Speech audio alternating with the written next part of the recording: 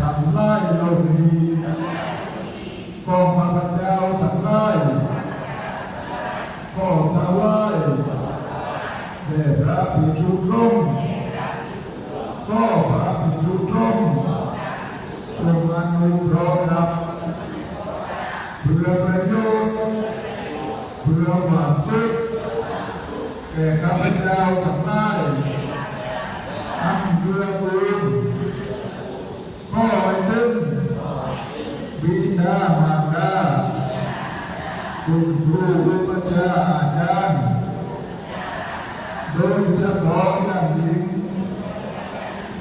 ขอส่วนบุญส่วนบุญส่วนญาณพระครูสาธิตชันตคุณ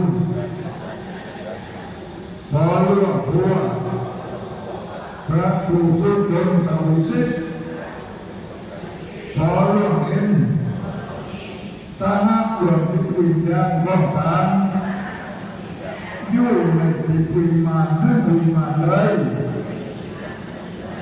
ข้อไม่ได้เปิดรับได้รับเอาส่วนบุญส่วนกุศลได้รวมบุญทิศนาย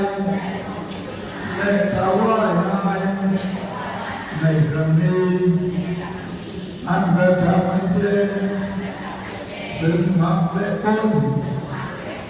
ผลทางพระนิพพานในอนาคตการ